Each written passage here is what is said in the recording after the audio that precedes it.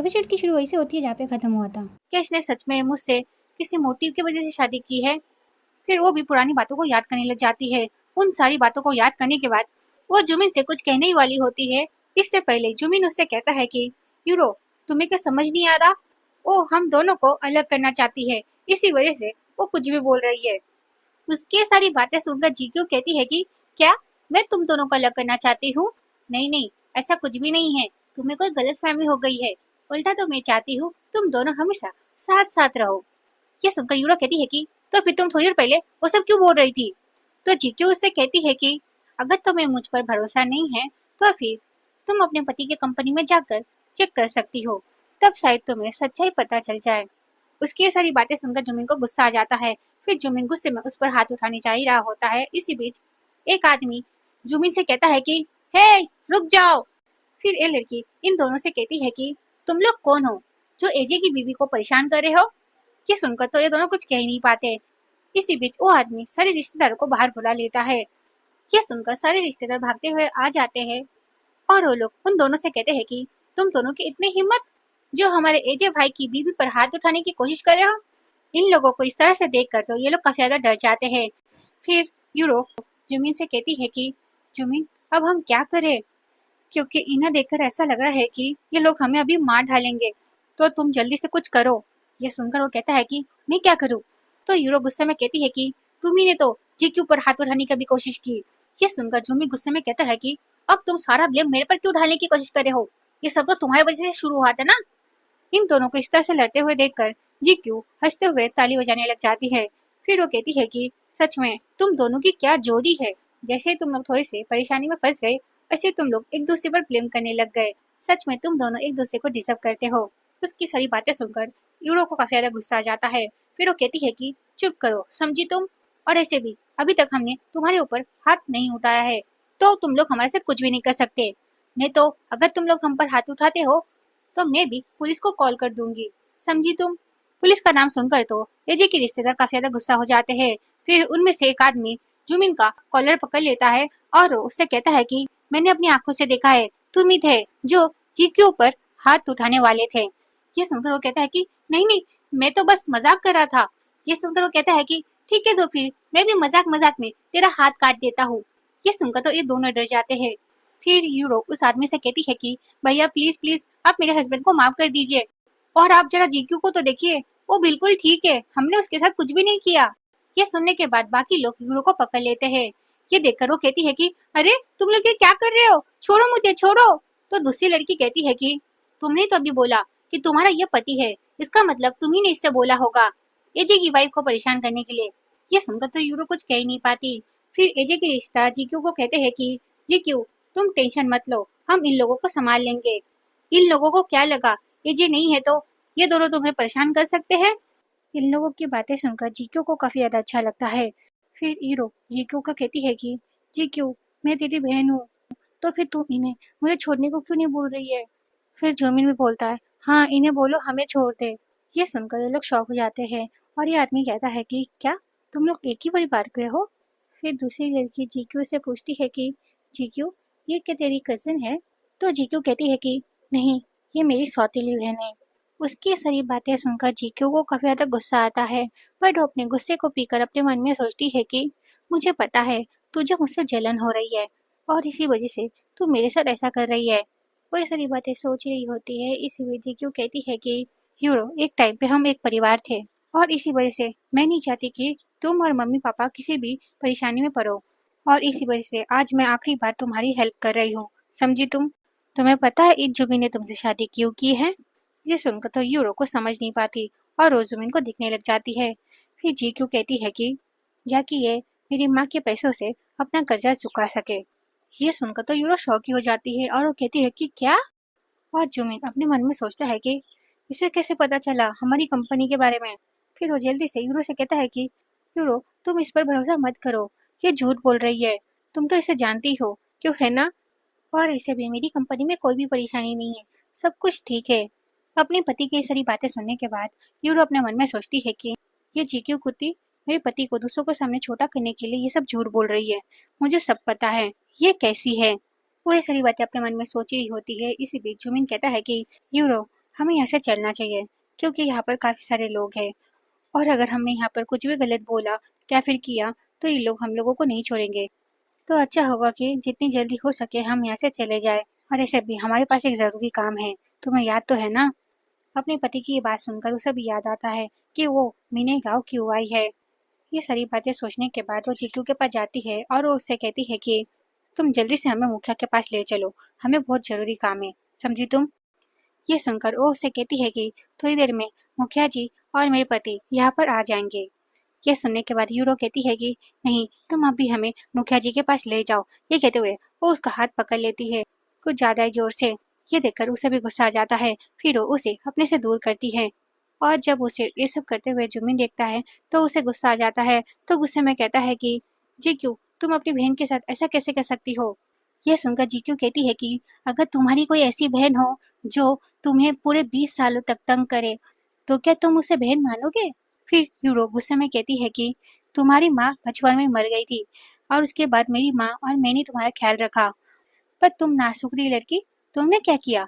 जैसे तुम्हारी शादी यहाँ पर करवा दी वैसे ही तुमने पापा को ब्लॉक कर दिया। उसकी ये सारी बातें सुनकर जीक्यू उसे कुछ कहती इससे पहले बाकी सब यूरो को बातें सुनाने लग जाते हैं। ये सब सुनकर तो इसका मुंह ही बन जाता है और जीक्यू काफी ज्यादा खुश हो जाती है कि ये लोग इसके सपोर्ट में बोल रहे हैं। इन लोगों की सारी बातें सुनकर यूरो को काफी ज्यादा गुस्सा आ रहा होता है।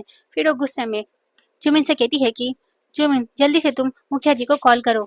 यह सुनकर जुमिन कहता है कि मैंने उन्हें 10 बार कॉल कर लिया पर उन्होंने मेरा फोन नहीं उठाया है, अब मैं क्या करूँ? अब तो मुझे भी ऐसा लग रहा है कि मुखिया जी ने हमें धोखा दिया है। वे सारी बातें बोल ही रहा होता है, इसी बीच मुखिया जी जुमिन को कॉल करते हैं। मुखिया जी का कॉल देखकर ये दोनों काफी ज्यादा खुश हो जाते हैं। उसके बाद यूरो जीक्यू को देखती है और उससे कहती है कि अभी थोड़ी देर बाद मुखिया जी यहाँ पर आ जाएंगे और उसके बाद वो हमें उस बिजनेसमैन के पास ले जाएंगे। फिर मैं उन्हें सब कुछ बता दूंगी कि तुम यहाँ पर नाटक कर रही थी कि तुम्हारा पति वो बिजनेसमैन है। उसके बाद तुम देखना, तुम्हारे पति और तुम्हें इस गांव से निकाल दिया जाएगा। उसकी सारी बातें सुनकर जीक्यू अपने मन में सोचती है कि अगर एजे को ये सारी बातें पता चल गई तो एजे कभी भी तुम जैसे लोगों से नहीं मिलेगा। वो ये सारी बातें अपने मन में सोच ही रही होती है, इसी बीच जुमिन कॉल उठा लेता है। फिर वो मुखिया जी से कहता है कि मुखिया जी आप कहाँ पर हो? मैं आपको कब से कॉल कर रहा हूँ।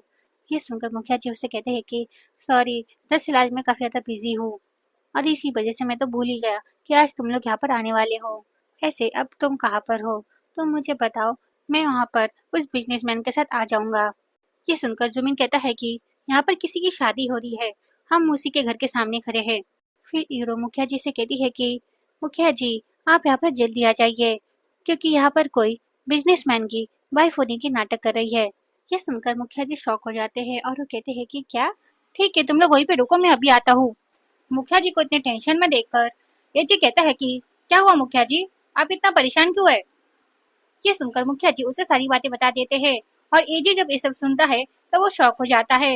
फिर एजे मुखिया जी को कहता है कि चलिए हम जाकर देखते हैं ये सब कौन कर रहा है। ये कहते ये सिन्हे पे कट होता है।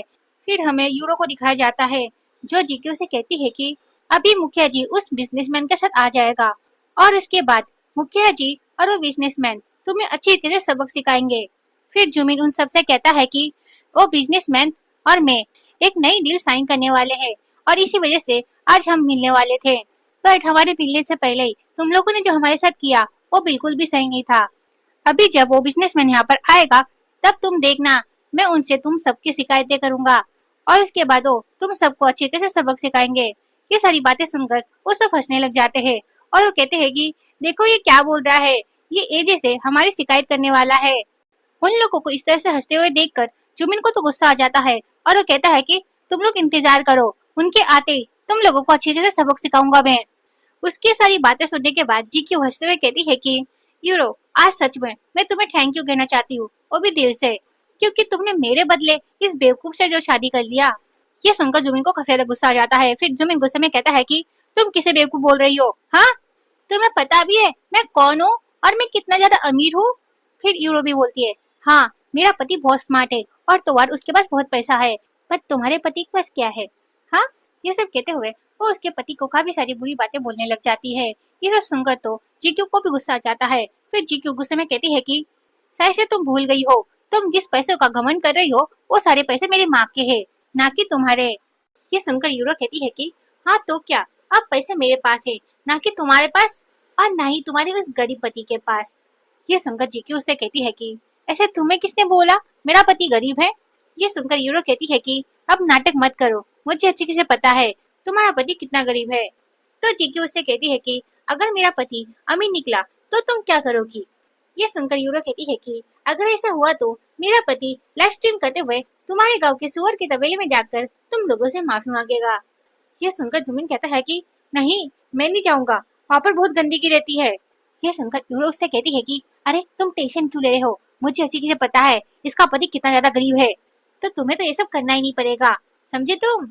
वही सारी बातें अपने हस्बैंड से बोल ही रही होती है। इसी बीच वहाँ पर केजे की दीदी आ जाती है और वो चिल्लाते हुए कहती है कि आज तुम्हारा पति सुअर के तबेले में जाएगा और हमसे माफी मांगेगा। ये सब कहते हुए वो उनके पास चली जाती है ढेर सारे गिफ्ट्स लेकर। और वो सारे गिफ्ट्स जब जुमिन देखता है और यूरो देखती है तब वो दोनों तो शौकी हो जाते हैं। ये सारे गिफ्ट्स देखकर यूरो कहती है कि यहाँ पर जितने सारे गिफ्ट्स है ये तो काफी ज्यादा महंगे हैं। फिर यूरो जीतू को देखती है और उसे कहती है कि मुझे पता है ये सब नकली है, क्यों मैंने सही कहा ना, तुम बस हमें जलाने के लिए ये सारी नकली चीजें ले आई हो। इसकी सारी बातें सुनने के बाद एजे की दीदी जीक्यू से पूछती है कि ये दोनों कौन है। तो जीक्यू कहती है कि ये मेरी सौतेली बहन है। ये सुनकर एजे की दीदी अपने मन में सोचती है कि ओ अच्छा, तो ये वही है जिसकी शादी एजे से होने वाली थी। सच में ये तो जीक्यू के सामने कुछ भी नहीं है, अच्छा हुआ इसके साथ मेरी भाई की शादी नहीं हुई। वह सारी बातें अपने मन में सोच ही रही होती है। इसी बीच जुमिन कहता है कि मैं देख कर आता हूँ ये सारा सामान असली है या फिर नकली। ये कहते हुए वो देखने जा ही रहा होता है। इसी बीच एजे की दीदी डंडा लेकर आ जाती है और वो उसे मारते हुए कहती है कि तुम क्या हमारे गिफ्ट्स को चुराने की कोशिश कर रहे हो। इनकी सारी बातें सुनने के बाद इसे गुस्सा आ जाता है। फिर ये गुस्से में कहता है कि तुम्हारी इतनी हिम्मत, तुमने मुझ पर हाथ उठाया, तुम्हें पता भी है मैं कौन हूँ। उसे इतना चिल्लाते हुए देखकर एजे की दीदी गुस्से में कहती है कि जी क्यों, ये कौन है। तो जी क्यों उन्हें बोलती है कि ये यूरो का हस्बैंड है और ये लोग आज एजे से बिजनेस डील के बारे में बात करने के लिए आए हैं। ये सुनकर वो उनसे कहती है कि ओह अच्छा, इसका मतलब तुम लोग आज मेरे भाई से मिलने आए हो, ठीक है तो फिर तुम लोग थोड़ा इंतजार करो, मेरा भाई आता ही होगा। ये सुनकर जुमीन कहता है कि क्या, तुम्हारा भाई। ये सुनकर जीक्यू कहती है कि आज तुम लोग जिससे मिलने आए हो ये उनकी बड़ी दीदी है। ये सुनकर तो यूरो और जुमिन दोनों ही हंसने लग जाते हैं। फिर यूरो हंसते हुए कहती है कि ये गांव की औरत उस बिजनेसमैन की बहन है। ऐसे जीक्यू तुम्हें बेवकूफ बनाने के लिए कोई और नहीं मिला क्या। उसकी ये सारी बातें सुनने के बाद जीक्यू उसे एक थप्पड़ मारती है और थप्पड़ खाने के बाद यूरो को काफी ज्यादा गुस्सा आ जाता है। फिर वो गुस्से में कहती है कि तुम्हारी इतनी हिम्मत, तुमने मुझे थप्पड़ मारा। तो जीक्यू उससे कहती है कि अगर तुम थप्पड़ खाने वाला काम करोगी तो तुम्हें थप्पड़ ही तो पड़ेगा ना। ये सुनकर यूरो को और ज्यादा गुस्सा आ जाता है। फिर वो उससे झगड़ा करने वाली होती है। इसी बीच एचे की दीदी बीच में आ जाती है और वो यूरो को कहती है कि खबरदार अगर तुमने जीक्यू को हाथ भी लगाया तो। ये सब देखकर इसे काफी ज्यादा गुस्सा आ जाता है। फिर ये गुस्से में कहती है कि मैं तुम सबको नहीं छोड़ूंगी। उसकी पागल जैसी हरकतें देखकर जीक्यू काफी ज्यादा परेशान हो जाती है। फिर जीक्यू सबसे कहती है कि आप लोग इसे इग्नोर कीजिए और घर के अंदर चलिए और खाना एंजॉय कीजिए। ये सुनकर सब लोग घर के अंदर चले जाते हैं और यूरो और उसका हस्बैंड वहाँ पर खड़े रह जाते हैं। फिर जुमिन के फोन में एक मैसेज आता है और वो जब अपना फोन चेक करता है तब उसे पता चलता है कि मुखिया जी ने उसे मैसेज किया है। तब वो उस मैसेज को रीड करने लग जाता है जहाँ पर मुखिया जी ने उससे कहा था कि मुझे थोड़ा काम आ गया है जिस वजह से मैं नहीं आ सकता, बट मैंने तुम्हारे पास उस बिजनेसमैन को भेज दिया है, वो थोड़ी देर में वहाँ पर आ जाएगा, तो तुम लोग वहीं पे रुको। ये मैसेज पढ़ने के बाद ये दोनों काफी ज्यादा खुश हो जाते हैं। उसके बाद थोड़ी देर बाद का हमें सीन दिखाया जाता है। फिर हमें एजे को दिखाया जाता है जो अपने घर आ ही रहा होता है।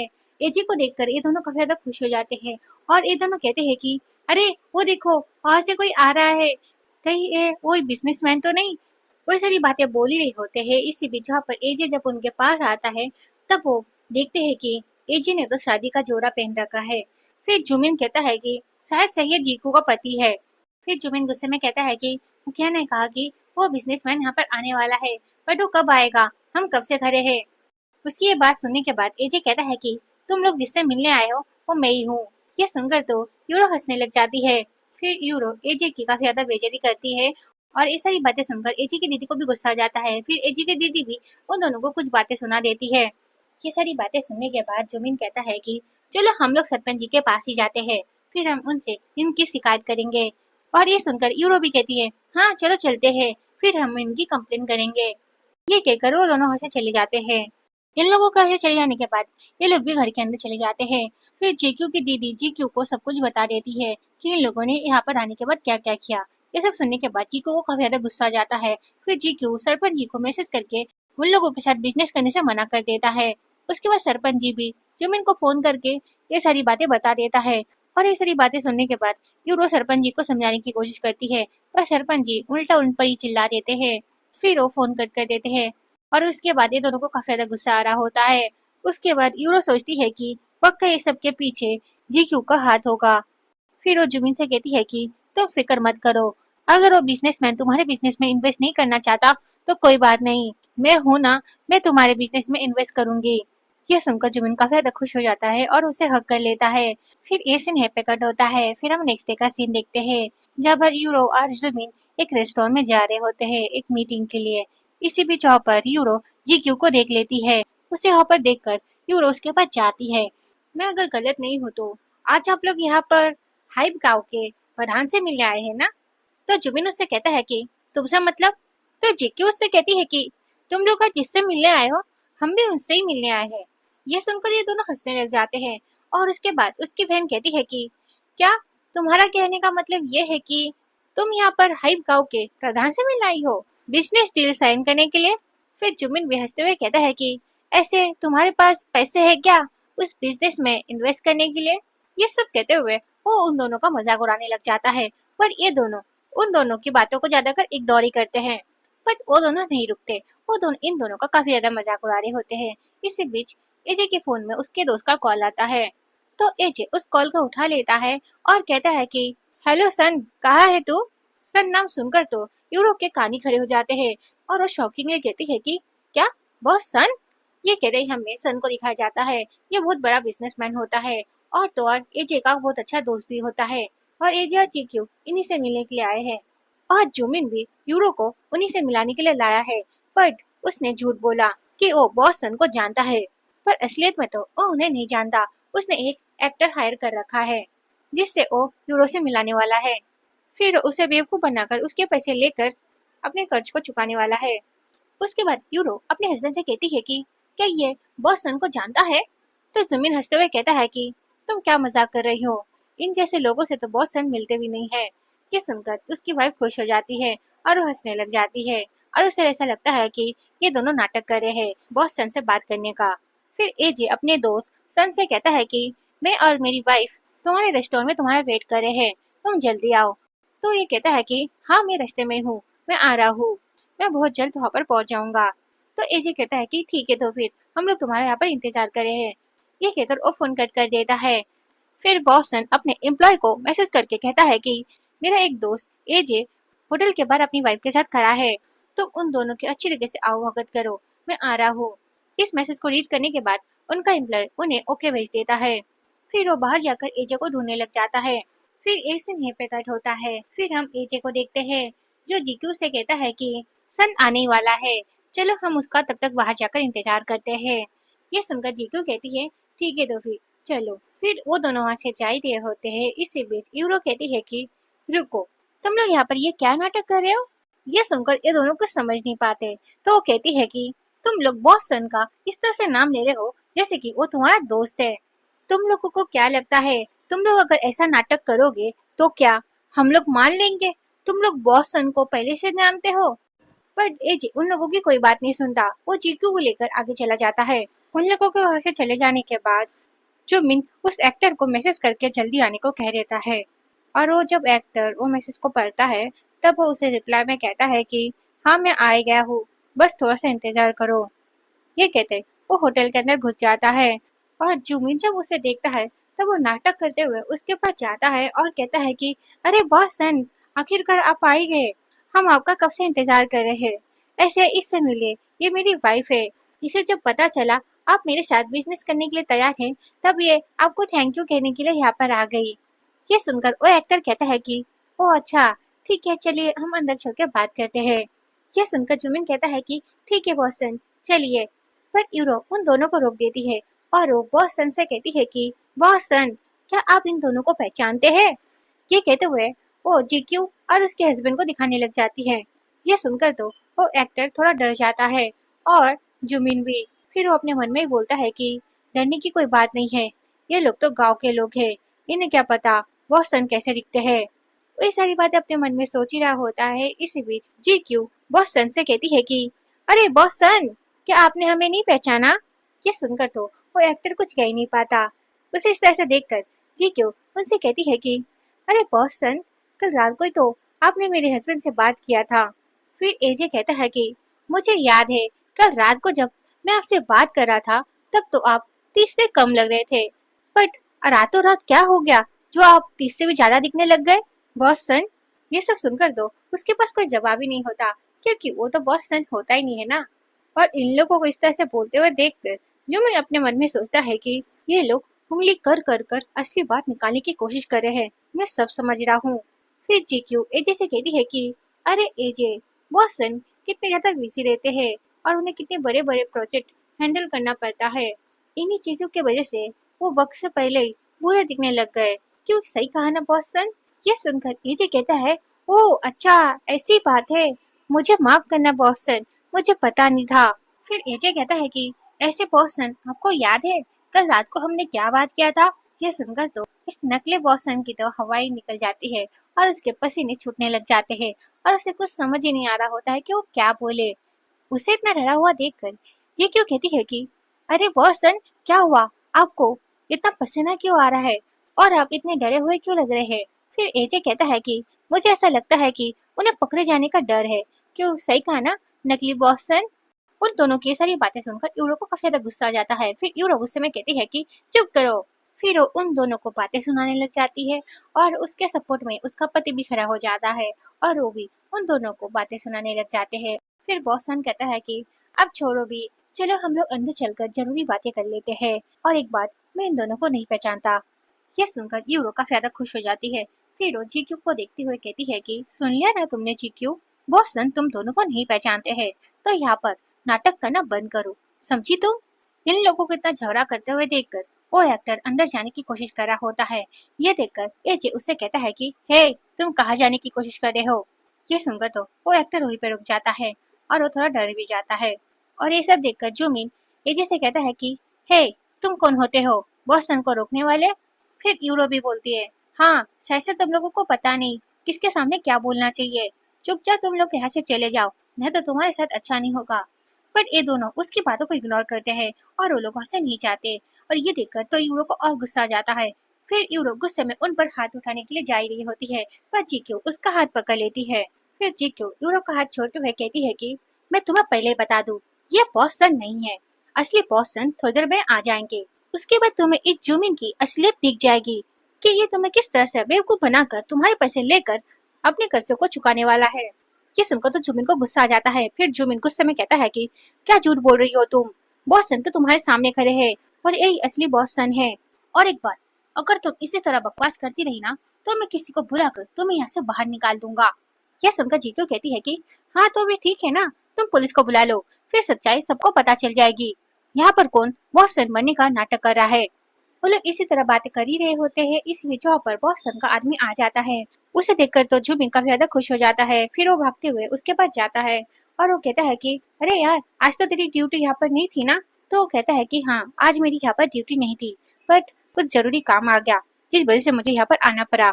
यह सुनकर वो खुश हो जाता है। फिर वो कहता है कि जरा तुम मेरे साथ आओ, क्या कहकर वो उसे वहां से ले जाता है। और ये सब देखकर उसे ऐसा लगता है कि उसका पति सही है और जी क्यों झूठी है।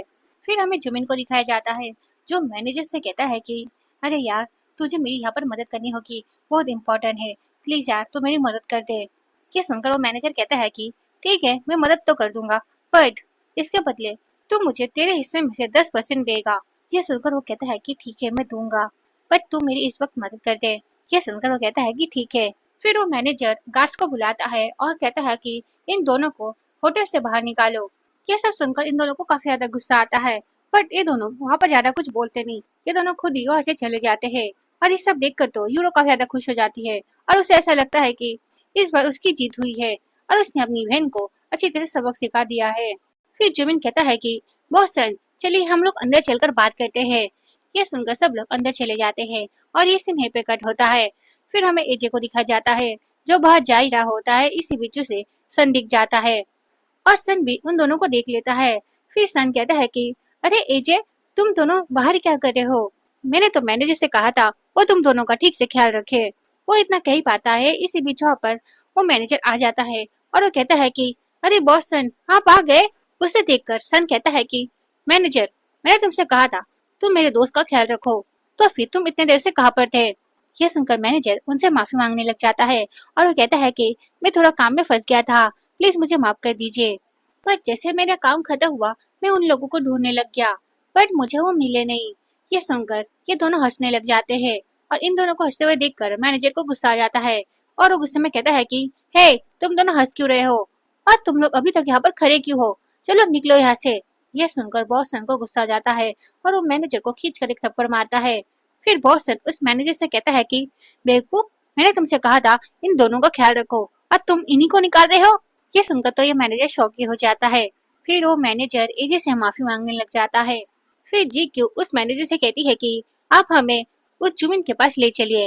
ये सुनकर वो कहता है कि हाँ हाँ चलिए, मैं अभी ले चलता हूँ आपको।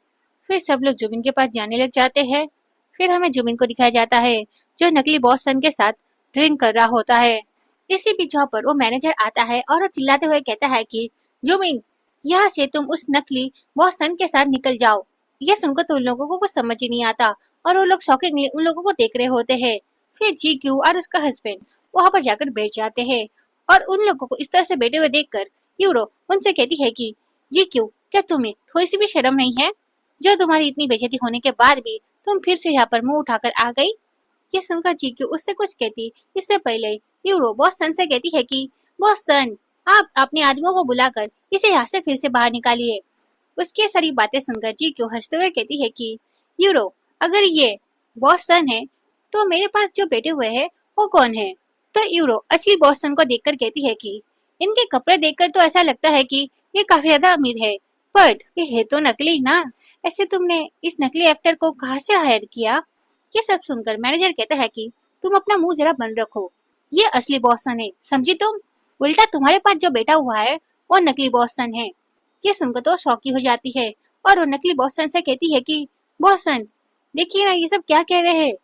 ये सब सुनकर तो इस नकली बॉस सन के पसीने छूटने लग जाते हैं।